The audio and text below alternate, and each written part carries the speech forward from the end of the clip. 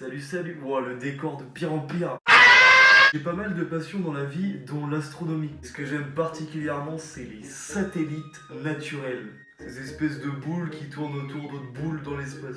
Les lunes des autres planètes, si tu préfères. Et c'est un sujet d'ailleurs très méconnu, c'est dommage. Imaginez la sensation d'être sur une autre planète, sur un autre astre que la Terre.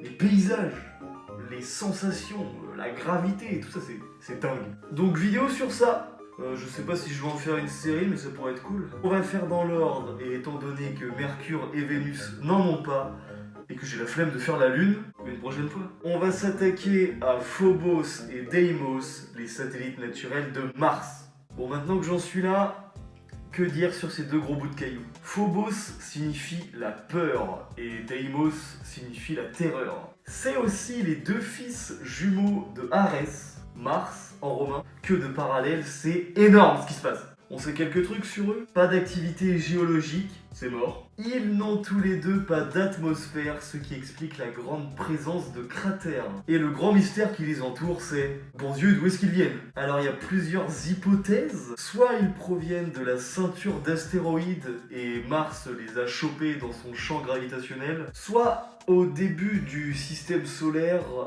Mars, Phobos et Deimos se sont formés et Mars a tout graillé. Soit elle s'est pris un truc dans la gueule, ce qui les a formés. Alors il y a un truc marrant, ils ont été découverts en 1887 et on savait d'avance qu'ils existaient 300 voire 200 ans avant. Grâce à Johann Kepler, astronome de ouf, son raisonnement un peu moins. Il s'est dit Jupiter a 4 satellites, alors que plus tard on apprendra qu'elle en a environ 79. La Terre 1, alors Mars, si on en suit la logique, elle doit en avoir 2.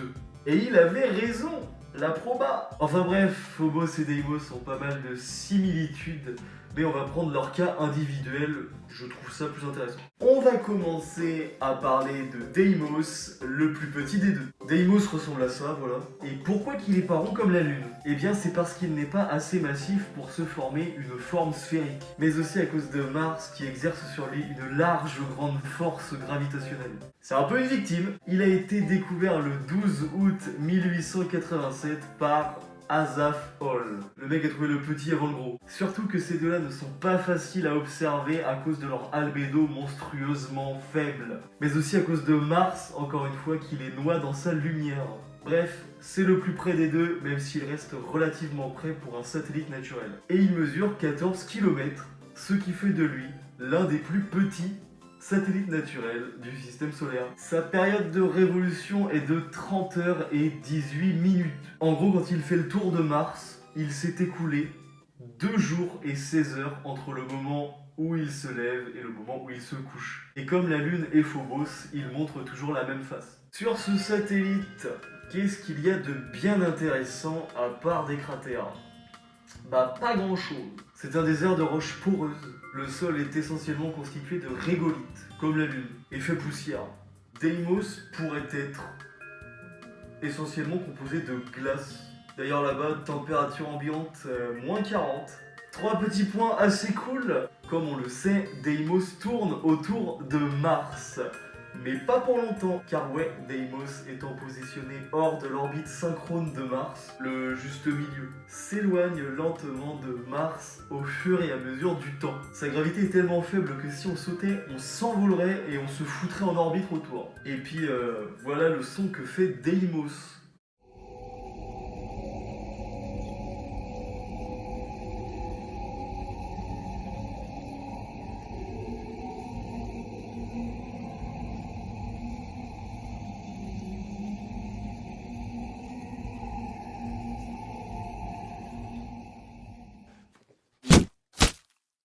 I'm sorry, man.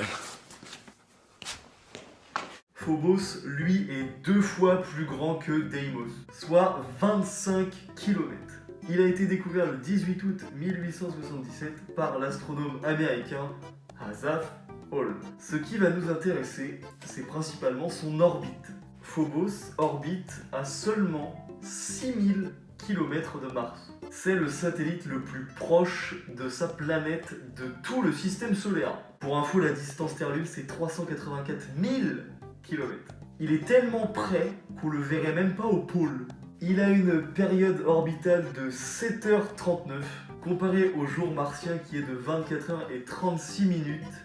Phobos se lève et se couche 2 fois par jour. D'un point de vue géographique, on retrouve un large désert poreux de régolithes, saupoudré d'un moins 40 degrés et d'une faible gravité. Des dorsales, avec notamment le Kepler Dorsum, qui monte jusqu'à 15 km, plus grand que l'Everest. Et bien sûr, des cratères d'impact, dont l'énorme et fameux cratère de Stickney, de 9 km. Ça peut paraître short, mais à l'échelle de Phobos, ce cratère aurait pu littéralement briser Phobos. Contrairement à Deimos, Phobos se rapproche de 2 mètres par siècle de Mars. D'ici quelques millions d'années, Phobos rentrera en collision avec Mars. Et ça va foutre un sacré bordel. S'il y a de la vie sur Mars, ça dégage. Car Phobos est plus grand que l'astéroïde qui a éteint les dinosaures. Et puis même nous, les humains, au fur et à mesure du temps avec les avancées technologiques, ça se trouve on serait sur Mars, on se le prendrait en pleine gueule. Après il y a une deuxième hypothèse qui dit que Phobos va se désintégrer avant d'atteindre Mars, à cause de la force des marées, du cratère de Stickney et des nombreuses fissures, ce qui formera un anneau à Mars. Pour finir, il faut savoir que Phobos fait le bruit le plus flippant de l'univers actuellement. Je vous laisse écouter.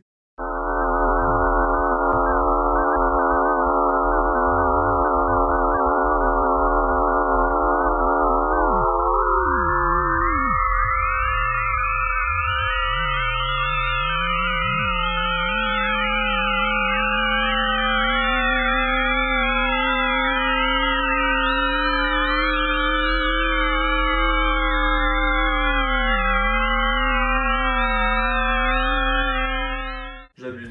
Donc conclusion, il y en a un qui se barre et il y en a un autre qui fonce vers Mars. Non, après on sait pas grand chose sur eux, cela relève que de la supposition, spécialement sur leur composition et leur provenance. Il y a encore d'autres infos qui restent à venir, je vous tiendrai au jus. Enfin bref, j'espère que vous avez apprécié ce concept. Je me lance là-dedans sans prévenir, après l'astronomie c'est super sympa. Après vous pourrez toujours ressortir ça lors de contextes sociaux, genre à une soirée, je sais pas, je m'en bats les couilles de ce que tu vas faire en fait.